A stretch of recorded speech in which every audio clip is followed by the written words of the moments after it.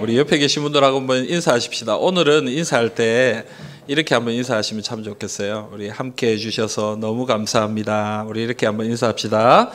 함께 해주셔서 너무 감사합니다. 자, 우리 앞뒤로도 한번 인사하실까요? 함께 해주셔서 너무 감사합니다. 예. 우리 성도님들이 함께 계신다는 것도 우리 감사의 큰 제목 중에 하나가 아닌가 이런 생각이 듭니다. 오늘 맥주 감사 주일로 우리 하나님 앞에 예배드리게 하신 우리 하나님 은혜에 감사드립니다. 상반기 동안 베풀어 주신 하나님의 은혜와 사랑에 감사하며 그 첫 열매를 하나님께 올려드리는 절기가 바로 이 맥주 감사 주일입니다. 지난 상반기를 한번 돌아보시기를 바랍니다. 물론 우리의 삶에 참 어려움도 많았습니다. 힘든 부분도 참 많이 있죠. 아니 지금 또 현재 있습니다. 그러나 그 가운데서도 우리를 보호하시고 인도해 주신 하나님의 은혜와 사랑이 있습니다. 이 시간 우리 하나님께 진정한 감사를 올려드릴 수 있기를 간절히 소망합니다. 그리고 또 하반기에도 변함없이 우리를 도우시고 인도하실 그 하나님을 바라보면서 믿음으로 주님 앞에 나아가는 우리 모든 성도님들이 다 되시기를 주님의 이름으로 축복합니다. 여러분, 우리는 지금 이 빌립보서 마지막 장인 4장을 살펴보고 있습니다. 이 빌립보서의 마지막 부분에 와서 바울은 이 성도들에게 마지막 권면을 주고 있다라고 얘기했습니다. 4가지라고 얘기했죠. 지난주에 우리 2가지를 살펴봤고 오늘 2가지를 살펴볼 건데요.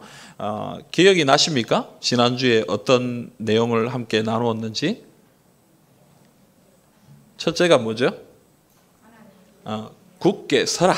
그죠? 주 안에서 굳게 서라. 이렇게 얘기했죠. 2번째는 뭡니까? 주 안에서 같은 마음을 품으라. 이렇게 얘기했습니다. 이제 그 뒤에 나오는 2가지 내용을 우리가 좀 함께 살펴보겠는데요. 오늘 우리가 살펴볼 내용은 우리 감정, 우리 정서에 대한 이것과 관련이 있는 부분입니다. 오늘 설교 제목을 봐서 아시겠지만 어떤 부분입니까? 기쁨과 평강, 하나님이 주시는 기쁨과 평강에 대해서 우리가 생각해 보기를 원합니다. 여러분, 이거 굉장히 중요한 부분입니다. 하나님께서는 성도들에게 뭐라고 얘기하냐면 하나님의 백성들인 성도는 하나님이 주시는 기쁨과 평강 가운데 살아야 된다. 그 이야기를 하고 있는 것입니다. 여러분, 제가 전에 한번 어떤 책을 읽었는데 그 책의 제목이 뭐냐면은 정서적으로 건강한 리더라는 책입니다. 책이 참 좋았어요. 저한테 참 큰 도움이 됐는데 최근에 이렇게 책을 살피다 보니까 이 책이 시리즈라는 걸 알게 됐어요. 저는 그냥 단권인 줄 알았는데 뒤에 보니까 또 이 비슷한 책들이 시리즈로 나온 책이더라고요. 정서적으로 건강한 영성, 정서적으로 건강한 교회, 이런 책들이 나와 있더라고요. 다음에 한번 나머지 부분들을 한번 읽어봐야 되겠다는 생각이 듭니다. 여러분, 이 책을 쓴 목사님은 피터 스카지로라는 목사님인데 이분은 미국 뉴욕에서 목회를 하시는 분이에요. 뉴 라이프 펠로십 교회라는 교회에서 목회를 하시는데 이분이 1987년도 9월에 교회를 처음 설립하고 교회 목회를 시작했는데 45명 정도 되는 성도들과 함께 목회를 시작했어요. 근데 하나님 은혜를 주셨어요. 하나님 부흥의 은혜를 주셔서 얼마 지나지 않아서 성도들이 160명으로 늘어났고 6년 만에 성도들이 얼마나 늘어났냐면 영어로 예배드리는 예배에 나오는 성도님들이 400명 정도, 그리고 스페인어로 예배드리는 그런 이주민들이 드리는 예배가 250명 정도의 교회로 성장을 했습니다. 그러니까 총 합해서 650명 정도 되는 교회로 크게 성장한 거예요. 하나님 은혜죠. 근데 이 목사님이 이 교회가 성장하다 보니까 바빠지는 거예요. 여러 가지 일들이 많아지고 더 힘든 일들이 많아지고, 그러니까 자기의 마음이 병들어가고 있다는 것을 알지 못한 거예요. 나중에 교회에 또 분란이 일어났어요. 어떤 분란이 일어났냐면 250명, 이 스페인어로 예배드리는 250명이 갑자기 교회를 떠나버리는 그런 큰 사건이 일어나게 됩니다. 근데 여러분, 이 일이 있은 후에 목사님 마음에 병이 생겼어요. 어떤 병이냐면 운전하고 가다가도 이 분노가 막 올라오는데 참지를 못해요. 목사인데도 이 분노가 막 올라오는 참지를 못하고 막 그냥 욕을 하고 싶고 막 싸우고 싶고 그런 어떤 마음들이 막 일어나더라라는 것입니다. 그래서 자신에게 지금 안 좋은 일이 일어나고 있다는 것을 그때 깨닫고 그것을 어떻게 해결하고 어떻게 치료했는지 그 부분들에 대해서 쓴 책이 바로 이 책이에요. 여러분, 오늘날 우리 성도들 또 이 세상의 사람들을 가만히 살펴볼 때 우리 안에 이런 마음의 병들이 있는 것을 보게 될 때가 있습니다. 우리 감정이 문제가 있어요. 우리의 마음이 아파요. 그래서 기뻐해야 될 때 기쁘지 못하고, 감사해야 될 때 감사하지 못하고, 평안해야 될 때 평안하지 못하는 그런 마음의 병, 마음의 연약함 가운데 살아가는, 그래서 우리의 감정이, 우리의 마음이 고장나버리는 사람들이 이 세상 가운데 참 많다라는 것을 보게 되는 것입니다. 여러분, 오늘 말씀은 우리에게 기뻐하라, 하나님의 평강을 누리라 그렇게 얘기하는데, 오늘 우리의 모습은 어떤지 한번 살펴볼 수 있기를 원합니다. 정말 기뻐하고 있는지, 정말 하나님의 평강 가운데 거하고 있는지, 정말 감사하면서 그렇게 주님 앞에 살아가고 있는지, 아니면 우리의 마음과 감정이 고장이 나서 정말 기쁜 줄도 모르고 평안한 줄도 모르고 감사한 줄도 모르는 그런 상황 가운데 살고 있지는 않는지, 여러분 오늘 우리의 모습을 한번 잘 살펴보시고 하나님이 우리에게 주시는 이 말씀을 통해서 하나님의 기쁨과 평강 그리고 감사를 회복하는 복된 시간이 되기를 간절히 소원합니다. 먼저 바울은 성도들에게 지금 이 기쁨에 대해서 이야기하고 있습니다. 오늘 4절 말씀 우리 같이 한번 읽어볼까요? 4절입니다. 주 안에서 항상 기뻐하라. 내가 다시 말하노니 기뻐하라. 아멘. 여러분, 이 바울이 말하는 이 기쁨이라는 것은 이 빌립보서에서 굉장히 중요한 주제입니다. 빌립보서가 계속해서 이야기하고 있는 것은 바로 기쁨이에요. 무려 14번이나 이 빌립보서에 나옵니다. 오늘 우리가 읽은 이 4절에 2번이나 나오죠. 기뻐하라. 다시 말하노니 기뻐하라. 성도들은 기뻐하는 삶을 살아야 된다. 그 얘기를 하는 거예요. 그런데 여러분, 왜 성도들은 기뻐해야 됩니까? 사람은 슬플 수도 있고 힘들 수도 있고 고달플 수도 있고, 그런데 왜 성도는 항상 기뻐해야 됩니까? 오늘 말씀해 보면 항상 기뻐해라는 거예요. 언제든지 기뻐하라 이렇게 되어 있으니까 왜 기뻐해야 됩니까? 데살로니가전서 5장 16절 18절 우리 잘 아는 말씀이죠. 같이 한번 읽어봅시다. 항상 기뻐하라. 쉬지 말고 기도하라. 범사에 감사하라. 이것이 그리스도 예수 안에서 너희를 향하신 하나님의 뜻이니라. 아멘. 여러분, 항상 기뻐하라. 이것이 하나님의 뜻이다 이렇게 얘기해요. 우리가 왜 기뻐해야 되느냐? 왜 항상 기뻐해야 되느냐? 그건 하나님의 뜻이라고 얘기하는 거예요. 우리를 향하신 하나님의 뜻이다. 하나님은 우리에게 그걸 원하고 계신다. 그러니까 너희는 항상 기뻐해라 라고 그렇게 얘기하는 것입니다.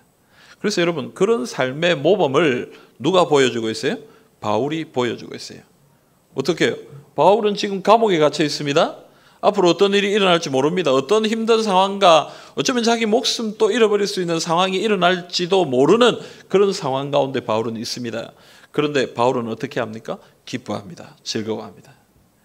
자기는 감옥에 갇혀 있는데 복음이 막 증거되고 전파되는 모습을 보면서 나는 기쁘다 그렇게 얘기합니다. 성도들이 믿음 안에서 자라가는 그런 모습을 보면서 바울은 자기는 감옥에 갇혀 있는데도 너무너무 행복하고 좋다라고 그렇게 얘기하는 거예요. 지금 이런 기쁨의 삶의 모범을 보여주고 있다는 것입니다. 그런데 여러분, 바울이 보여주고 있는 이 기쁨, 우리가 이 기쁨의 삶을 어떻게 살 수 있습니까? 우리 삶에 어려움이 있는데, 고난이 있는데, 걱정이 있는데, 막막한 일들이 있는데 어떻게 바울처럼 이렇게 기뻐할 수 있느냐 하는 거예요. 바울은요, 계속해서 지금 그 부분에 대해서 이야기하는데 이런저런 이야기를 하면서 그 비결에 대해서 얘기합니다. 그 비결이 뭡니까? 주 안에서 기뻐할 수 있다는 거예요. 우리가 어떻게 믿음 위에 굳게 설 수 있습니까? 주 안에서 굳게 설 수 있다는 거예요. 우리가 어떻게 같은 마음을 품을 수 있습니까? 주 안에서 같은 마음을 품을 수 있다는 거예요. 우리가 어떻게 기뻐할 수 있습니까? 주 안에서 기뻐할 수 있다라고 그렇게 얘기하고 있는 것입니다. 여러분, 주님 안에 있을 때 가능합니다. 어려운 일이 있고 힘든 일이 있지만, 그러나 우리가 주님 안에 있으면 가능한 것입니다. 주님 안에 있다는 것이 무엇입니까? 예수 그리스도를 믿는 믿음 안에서 살아갈 때에 우리는 기쁨을 누릴 수 있다는 거예요. 우리를 구원하여 주신 하나님의 은혜를 생각할 때에 나같이 연약한 죄인 나를 위해 예수님 이 땅에 오셔서 십자가에 죽으시고 나를 구원하여 주시고 지금까지 보호하여 주시고 지켜주시고 마지막 날 나를 데리러 재림하실 것을 믿는 믿음 안에 우리가 있을 때에 우리는 어떤 상황과 형편 가운데 있더라도 하나님 안에서 주 안에서 기뻐할 수 있다라는 것입니다. 하박국 3장 17절 18절 우리가 잘 아는 말씀이죠. 비록 무화과 나무가 무성하지 못하며 포도나무에 열매가 없으며 감람나무에 소출이 없으며 밭에 먹을 것이 없으며 우리의 양이 없으며 외양간에 소가 없을지라도 나는 여호와로 말미암아 즐거워하며 나의 구원의 하나님으로 말미암아 기뻐하리로다. 아멘. 여러분 나의 삶에 뭐 이것도 없고 저것도 없고 이런 힘든 일이 있고 저런 힘든 일이 있다 할지라도 무엇으로 기뻐한다고요? 여호와로 말미암아 즐거워하고 나를 구원하여 주신 하나님으로 인해 내가 기뻐한다라고 그렇게 얘기하는 것입니다. 사랑하는 성도 여러분, 우리는 참 지금 어려운 시기를 보내고 있습니다. 아니 앞으로도 더 어려운 일들이 있을 것입니다. 좀 이제 정리가 되는 듯 하면서도 아직 해결되지 않고 오늘 맥주감사 주일이기 때문에 또 방역 단계가 조금 완화가 되어서 우리 성도님들이 좀 더 많이 나오실 수 있겠다 마음속으로 기쁨으로 기다리고 있는데 또 변이 바이러스가 또 심각하게 일어나니까 또 분위기가 안 좋아지는 것 같아요. 여러분 이런 일들이 계속 우리의 삶 가운데 일어나고 있습니다. 하지만 여러분 우리가 그것 때문에 힘들어하고 그것 때문에 낙심하고 낭망할 것이 아니라 우리를 구원하시고 지키시고 다시 우리를 인도하러 재림하실 그 주님을 믿는 믿음 안에서 기뻐하시는 하나님의 백성들이 다 되시기를 간절히 소망합니다. 여러분 이 바울은 이 기쁨에 대해서 얘기하면서요 한 가지 더 이야기하는데 오늘 말씀 5절입니다. 너희 관용을 모든 사람에게 알게 하라. 주께서 가까우시니라. 여러분 여기서 이 관용이라는 말은 뭡니까? 에피에이케스라는 헬라어인데 이 단어가 가지고 있는 것은 뭐냐면 다른 사람들을 있는 그대로 불평 없이 받아들이고 그들의 요구에 복종하는 것을 얘기하는 거예요. 그래서 뭐 간단하게 얘기하면 부드러움, 다른 사람을 받아들이는 부드러움, 인내, 용서, 넓은 마음, 용납 뭐 이런 의미가 바로 이 관용 안에 들어있는 것입니다. 근데 여러분 주 안에서 기뻐하라라는 말을 하는데 왜 갑자기 다른 사람에게 관용을 보이라라고 그렇게 얘기하는 것일까요? 그 이유는 아까 얘기했지만 이 주 안에서라는 이 말의 뜻과 조금 연결이 됩니다. 여러분 우리가 주님을 믿는 믿음이라는 것은 무엇입니까? 나는 정말 죄인인데 나는 정말 부족하고 연약한 자인데 하나님의 은혜로 용서함을 받고 구원받은 거예요. 그 믿음 안에 우리가 있는 것이죠. 우리도 하나님의 용서를 받은 사람이기 때문에 우리도 하나님의 이 긍휼하심을 입은 사람이기 때문에 우리가 받은 그 사랑을 가지고 다른 사람을 용납하고 관용하고 용서해 줘야 된다. 그 얘기를 하고 있는 것입니다. 여러분 마태복음 18장에 보면 우리가 잘 아는 얘기가 나와요. 1만 달란트 빚진 자가 나오죠. 1만 달란트 임금에게 1만 달란트 빚진 자가 나오는데 이 돈은 엄청난 거예요. 여러분. 엄청난 빚을 졌습니다. 그래서 자기가 모든 걸 다 팔고 해도 갚을 수가 없어요. 그래서 이 사람이 왕에게 임금에게 사정합니다. 살려주십시오. 살려주십시오. 그렇게 엎드리는데 임금이 이 사람을 용서해 줍니다. 그래 너의 모든 빚을 탕감해 주겠다. 그래서 용서를 받고 나가는데 밖에서 한 사람을 만납니다. 어떤 사람입니까? 자기한테 자기가 100데나리온을 빌려준 사람인데 그 사람을 만나는 거예요. 잘 만났다. 너 왜 빌려간 100데나리온 내놓지 않느냐. 감옥에 쳐넣어 버립니다. 여러분 이 이야기를 들은 임금이 화를 냅니다. 진노합니다. 아니 너는 1만 달란트를 탕감받은 자가 100데나리온을 용서해 주지 못하다니.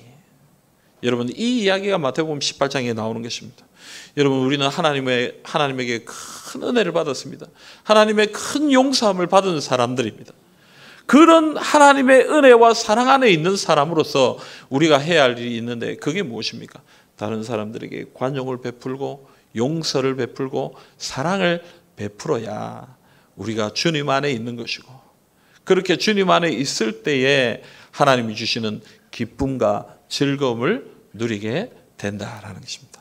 사랑하는 성도 여러분, 주님 안에 있으시기를 바랍니다.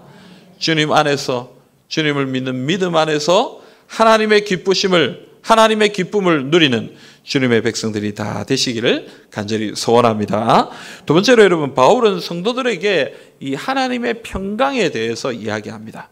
7절 말씀 우리 한번 읽어보겠습니다. 7절입니다. 그리하면 모든 지각에 뛰어난 하나님의 평강이 그리스도 예수 안에서 너희 마음과 생각을 지키시리라. 아멘.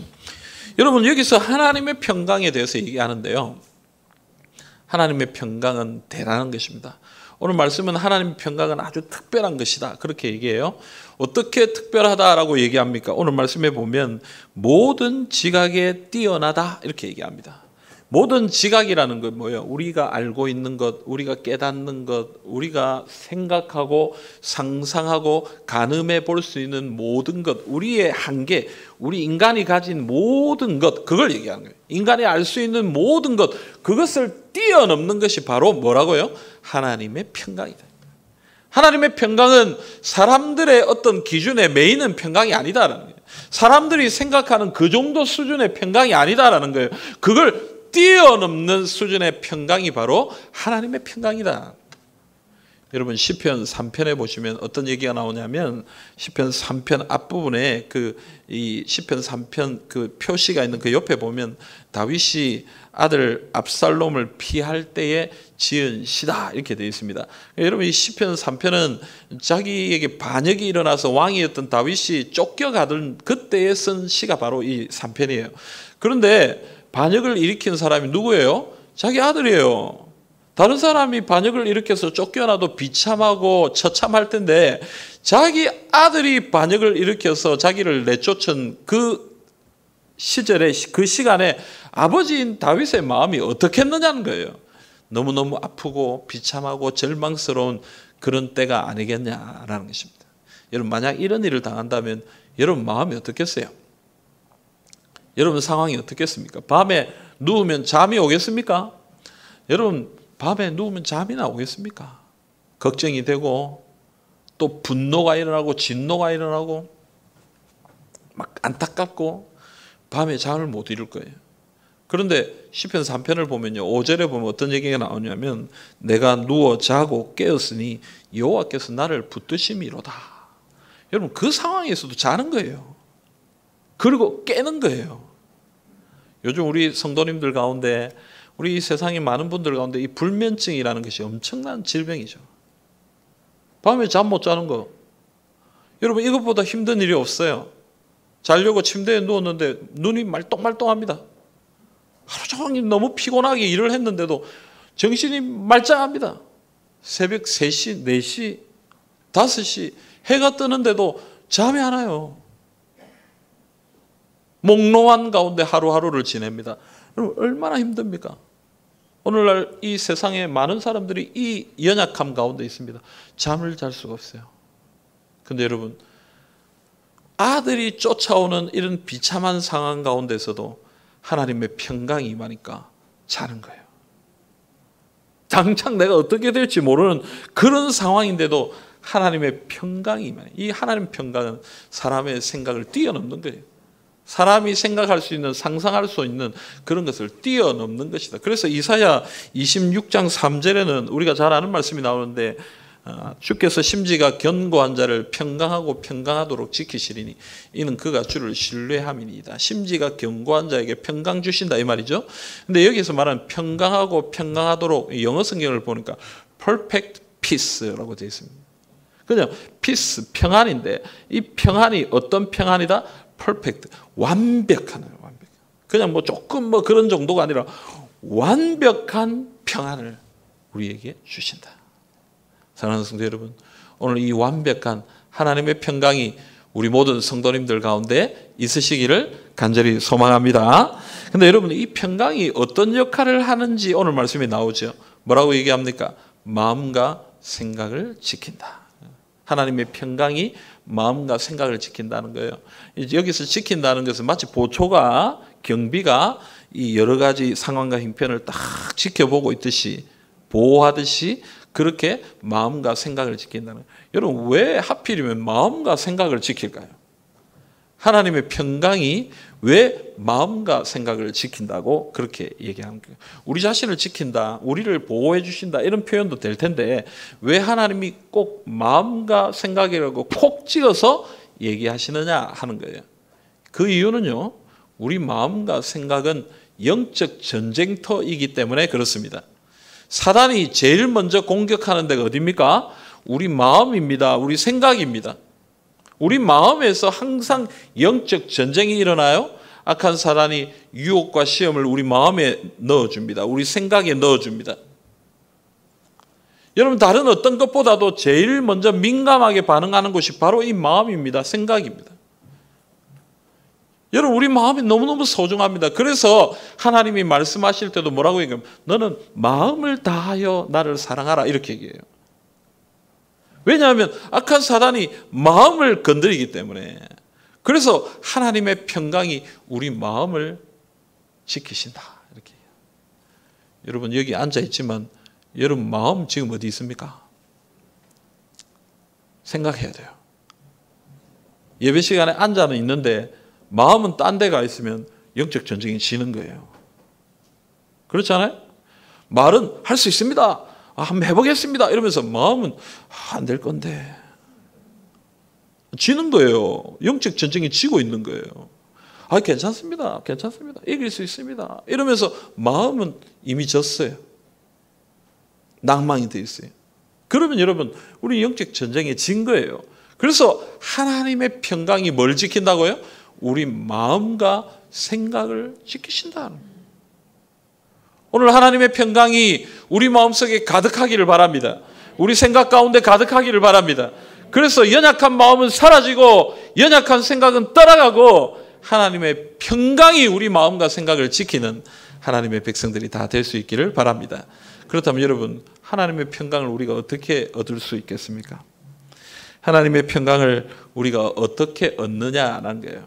여러분, 오늘 말씀은요, 우리에게 동일한 이야기를 하고 있습니다. 하나님께서 주시는 기쁨도, 하나님께서 주시는 평강도 누가 주신다고요? 하나님이 주신다는 거예요. 우리가 얻는 게 아니에요. 우리가 만드는 게 아니에요. 우리가 어떻게 그것을 이루어내는 것이 아닙니다. 하나님이 우리에게 주시는 것입니다.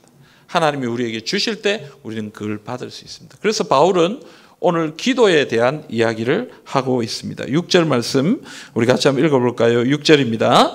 아무것도 염려하지 말고 다만 모든 일에 기도와 간구로 너희 구할 것을 감사함으로 하나님께 아뢰라. 아멘. 아멘. 여러분, 아무것도 염려하지 말아라, 이렇게 얘기합니다. 이게 너무 어려운 이야기예요. 염려가 되는데 뭐, 그렇지 않아요? 그냥 척하면 염려가 되는데 뭐 조금만 뭐 이러면 그거 안 될 텐데, 염려가 되는데. 오늘 여기 염려하지 마라, 이 말은 뭐냐면 문제거리로 여기지 말아라, 이게. 여러분, 문제거리로 여기지 마세요. 자꾸 문제라고 생각하지 마세요. 아멘?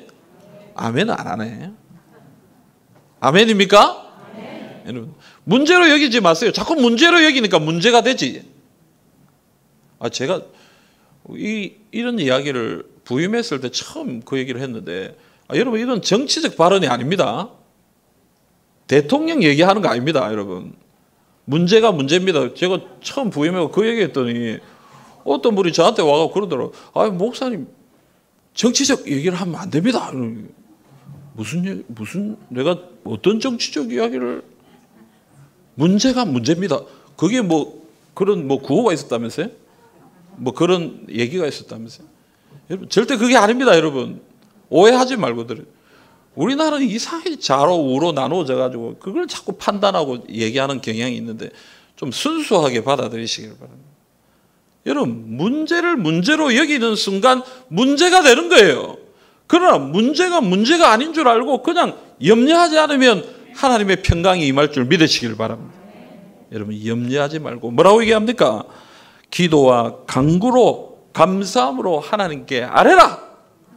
걱정하지 말고 하나님 앞에 모든 것을 아뢰라. 기도해라. 기도와 간구로 주님 앞에 감사함으로 아뢰라. 그렇게 얘기하는 거예요. 여러분, 감사함으로 아뢰라는 게 뭡니까? 여러분, 감사함, 믿음으로 구하라는 얘기예요. 하나님이 반드시 주실 것을 믿고 그냥 감사하라는 거예요. 이미 주실 줄 믿고 감사하라는 거예요. 여러분, 마가복음 10장 46절에서 52절에 보면 바디메오라는 사람이 나옵니다. 이 바디메오는 시각장애인이죠. 못 보는 사람이에요. 그런데 예수님께서 이 바디메오에게 뭐라고 얘기하냐면, 내가 내게 무엇을 하여 주기를 원하느냐 이렇게 물어보거든요. 네가 원하는 게 뭐냐 이렇게 얘기해요. 그때 바디메오가 뭐라고 얘기하냐면, 내가 보기를 원합니다 이렇게 얘기합니다. 여러분, 바디메오의 형편을 보면요, 그건 불가능한 소원이에요. 이때까지 불가능한 일이었어요. 아무도 고쳐줄 수 없었어요. 이 의사도 저 의사도 고쳐주지 못했어요.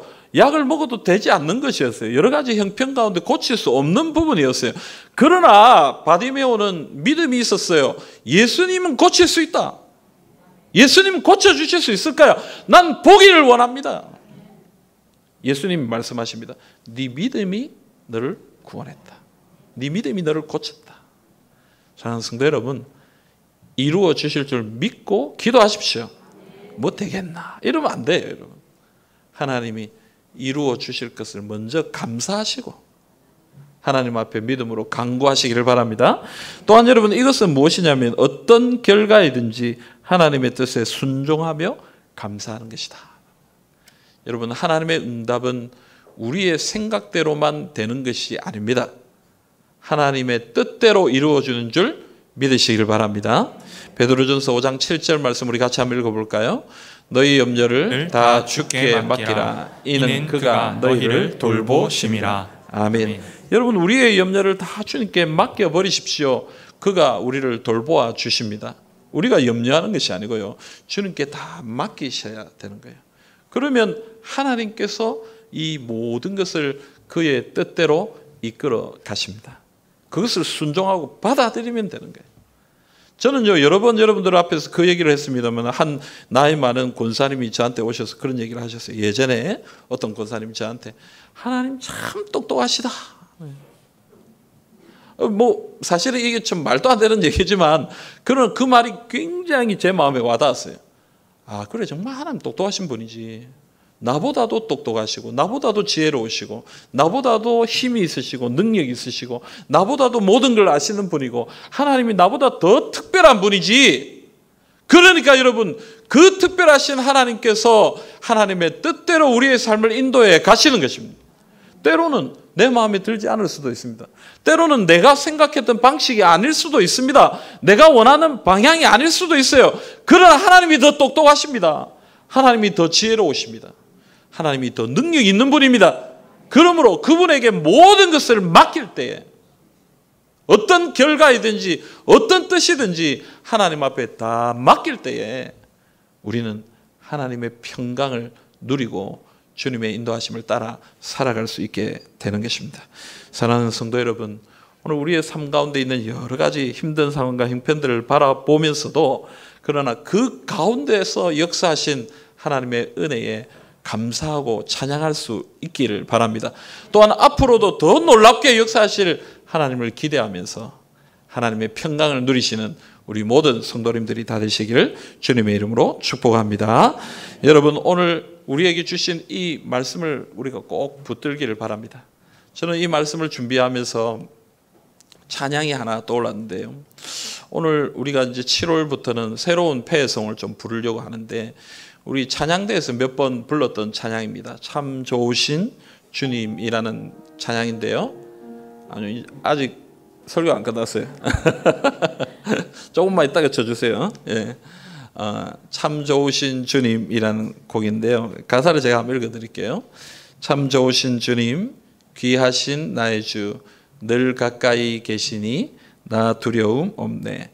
내 영이 고날 때, 내 맘 낙심될 때 내 품에 안기라 주님 말씀하셨네. 광야 같은 세상 주만 의지하며 주의 인도하심 날 강건케 하시며 주의 사랑 안에서 살게 하소서. 주만 의지하리 영원토록. 아멘. 여러분, 우리가 주님만 의지하고 주님 품에 안길 때에 하나님이 주시는 기쁨과 평강을 누리게 됨을 믿습니다. 여러분, 주 안에 있을 때 가능한 것입니다. 우리 힘으로는 안 돼요. 우리의 능력으로는 안 돼요. 주 안에 있을 때에, 주님을 믿는 믿음 안에 있을 때에 우리는 하나님께서 주시는 기쁨과 평강을 누리게 될 줄 믿습니다. 여러분, 이 믿음 가지고 이번 하반기도 감사하면서 또 기뻐하면서 평강을 누리면서 살아가시는 우리 모든 성도님들이 다 되시기를 주님의 이름으로 기원합니다. 아멘.